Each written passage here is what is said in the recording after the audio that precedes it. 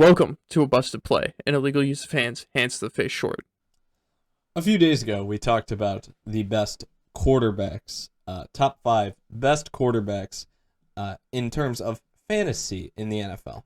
Today, we are going to discuss who the top five running backs are in terms of fantasy projections in the NFL.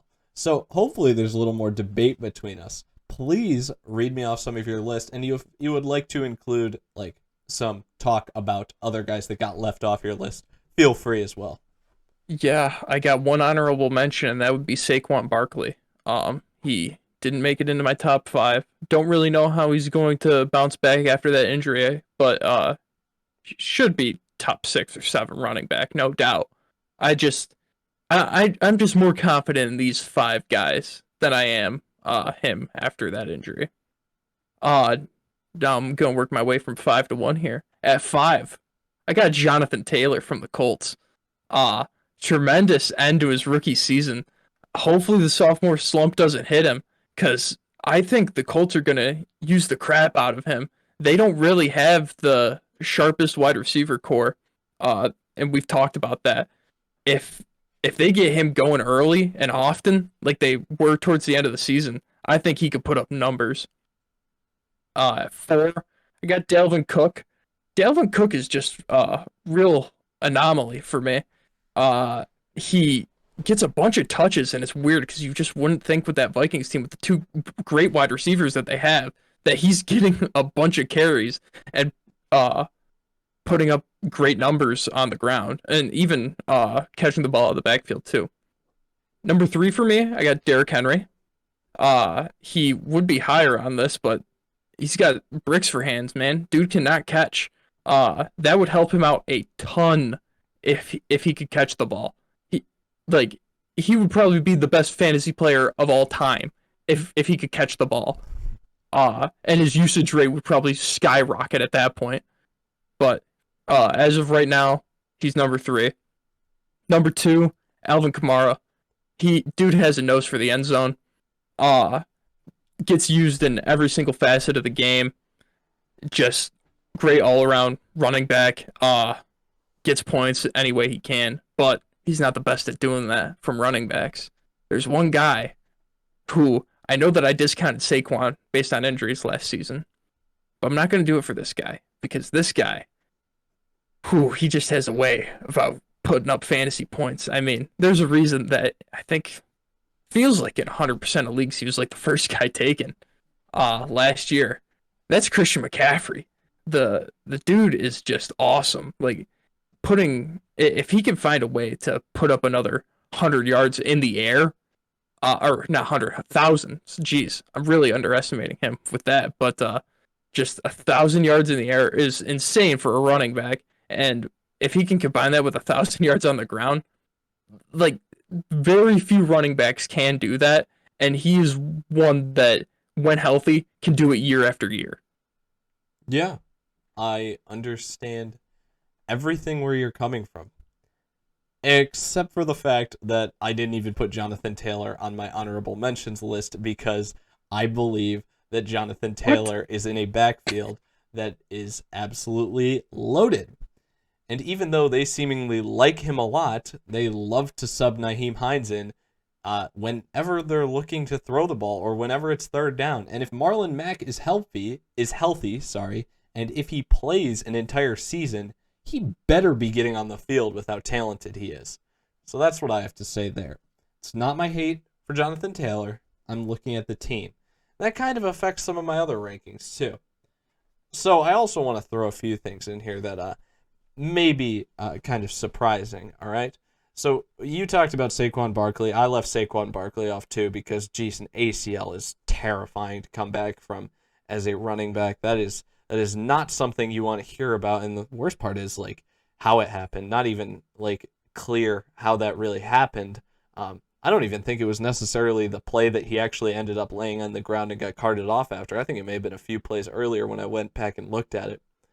But not good for a running back, obviously, so we're going to leave him off for that reason. Could still be a high-ranking running back, but it's scary to come back from that. I don't want to project him that high when I'm definitely worried about that myself. if I'm picking him in fantasy, if I'm considering picking him in fantasy.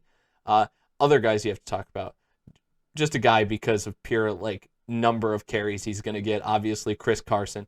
Chris Carson's a solid power running back. I like the way he runs the football, a little more old school, but honestly, he's not looking to explode ever. It's just a sheer number of carries things that will output his fantasy points. That's what I think, honestly. Next guy on my honorable mentions list, because I really didn't want to leave a lot of these guys off.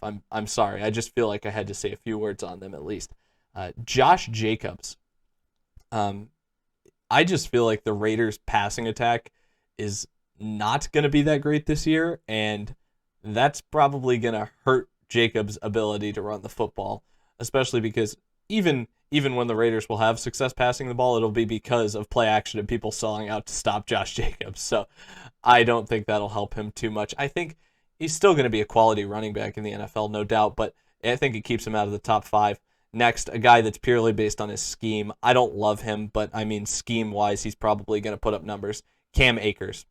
Just, he's going to do it, no doubt about it there. And not because I actually think he'll be near the top 5, because it may take a little while to get him into the starting lineup. But if you're looking for a late-round running back that I am going to heavily recommend, especially for December when the time comes, you need to get Ramondre Stevenson on your fantasy team so that you have Bill Belichick's new LeGarrette Blount. That's what I'll say. Look even more towards that for like week-to-week fantasy options, especially if somehow the Patriots sneak into the playoffs, get a wild card or a divisional game or something. He definitely could be a surprise guy and a guy who's cheap in those games if you're doing like a salary-based thing for a week, right? So I'll point those out. Now I've got my actual top 5. Sorry for taking so long to get to that, but I'm here. And I have a tie for 5, just because, what could make it even worse? There's a guy in Cleveland by the name of Nick Chubb that I absolutely love. He would probably be number 1 if they didn't love giving the ball to his buddy Kareem Hunt so much. I don't know why they do it. Honestly, I think Chubb is like one of the most insane runners in the NFL. He's probably top 3. I'd say it's him, Kamara, and Henry in terms of like actual runner that I'm like really impressed by the most. And it's just because the only reason he's down here at 5 is because of the fact that I feel like Hunt will take so many carries from him. The other guy at number 5, this is like my Antonio Gibson thing last year that people didn't realize. Sometimes you just have to look at a backfield and realize there is no other option. They literally can't put another guy in the game to take snaps from him.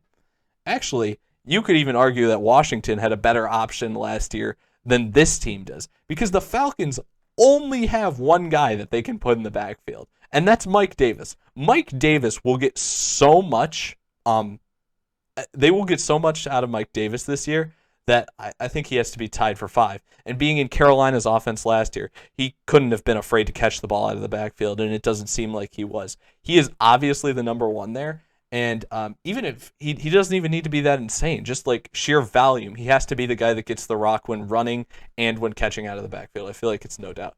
Next up at 4th for me, this is where we get a little interesting. I knocked both guys for their injuries, but this guy is still insane. Christian McCaffrey got hurt last year. I'm knocking him slightly because of his injury, just to downgrade him a little. But you're right. He's absolutely insane out of the backfield. He's amazing at everything he does, and he finds the end zone so often you can't have him outside of the top 5. He has to be there. But he's knocked a little. Otherwise, he would probably be number 1 if he didn't get hurt, and hurt me so badly last year in my own fantasy league. Yeah, so it's mainly just out of spite that you're moving him to 4 here. Yes, precisely. Now, top 3. Derrick Henry. I don't even think I need to explain that. He's plenty talented. Oh, so we're consensus on Henry being 3. That's good. Yes, that is the one thing that we're connected on. Then number 2 actually is Alvin Kamara. I feel like Alvin Kamara gets a little more out of the pass game, so that means that sneaks him above Henry. And actually the guy, even though I don't really have a lot to say that I love about him as an actual running back, the guy that I think, like, if I'm projecting it, will have the best fantasy season next season, to me at the running back position, is Dalvin Cook. I think that he's set up to be in a really good position to have a great season. as a fantasy running back and potentially score the most points in the league. I mean, obviously, there's a lot of candidates on this list that you could make the argument for. I feel like it's easier at the quarterback position or easier at some other positions to figure out who the top guys would be. Running back's kind of tough. There's a lot of weird things you can deal with, but I feel like Dalvin Kamara's situation with those threats on the outside, a solid throwing game, at least solid, and then the ability to catch the ball out of the backfield is still there. And I really trust the scheme and the offensive line. Kamara may have been more.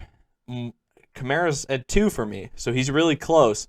But the thing that's keeping Henry down, sorry, I'm going all the way back. Henry is down because he can't catch the ball out of the backfield. Kamara is down, not because he lacks any abilities out of the backfield or anything like that. He's down because the scheme may make it slightly harder this season, depending on what the Saints choose to do. If they figure it out, he could still be number 1. He's at number 2 for me. It's just a projection. I mean, it's really close. 1 and 2 is like right there. But I feel like Dalvin Cook's set up to have a really good season, and I'm going with Dalvin Cook at number 1. Yeah, I will give Dalvin Cook this. When went back and watched Vikings games for our video, the Vikings just had a knack of having their receivers like catch the ball inside the 5 and not be able to score, and then he just gets some easy ones to put up some good points there. But yeah, a little bit iffy more on the Vikings O-line than you are. But good running backs don't really need their offensive line to do much blocking. Just not have them get tackled immediately. Good running backs, good running backs, good running backs. I'd say that's more receiving running backs. Mm, I think that the offensive line is more important than the running back sometimes. well, then you shouldn't be as high on Dalvin Cook then, because I don't really like what the Raiders did with their offensive line. The Vikings? Sorry, the Vikings. Jeez. I get what you mean. I don't love the Vikings offensive line, but I don't hate it either. And I feel like I'm more pushing the scheme front of it. None of these guys are. All these other guys, I have reasons to knock. I have a reason to knock. I have no reason to knock Dalvin Cook, so that's why I'm putting him at the top. Yeah, the Vikings scheme just seems like they run the ball to a fault. Like, we will sacrifice winning a game here because we need to get the running back a certain amount of touches. At least that's what it felt like in some games from last season. If they keep that up, I mean, it's going to be bad for them, but it's going to be great for Dalvin Cook, and that's like the only thing I should be focusing on. Yeah, I'm obviously not as high on him as you are, but yeah. The thing I don't know. The thing is that I really want to make it clear, like, it's really not about him. It's about like so much more of a team as a whole. The other guy, hang on. The other guy that I mentioned that is kind of similar to this that I don't really love, but is in like the exact same boat is Cam Akers. It's just purely because of like what's going on around him. I don't love him as a player, but like what's going on around him, I think that's a pretty good situation to be in. Yeah. Like I said when I talked about Dalvin Cook, for me, he's an enigma. Just like at the end of the season, when I see the amount of yards that he racked up, I'm like, how did you do that when you have 2 great wide receivers on your team? And then you look back and you're like, oh, because the Vikings just ran the ball the entire first half because that's what their scheme is for some reason, so they could get play action off for 3 plays. Yeah. I can probably get behind on moving Dalvin Cook higher up on my list, but just it is hard for me to move McCaffrey down from that one spot, especially knowing what he's capable of. And I still think, even with like the injuries and stuff, McCaffrey's going to be the first pick in a majority of leagues just because everyone knows what he's capable of. Yeah, but if I get the first pick, I'm salty, so I'm not taking him first. Yeah. If he drops down to like 2, 3, that'll be kind of hard. I'll really be thinking about it. But... Why'd you take Kelsey? I don't want McCaffrey. Anyone but him. Oh my gosh. All right, you all set? Yeah, I think we cut this here.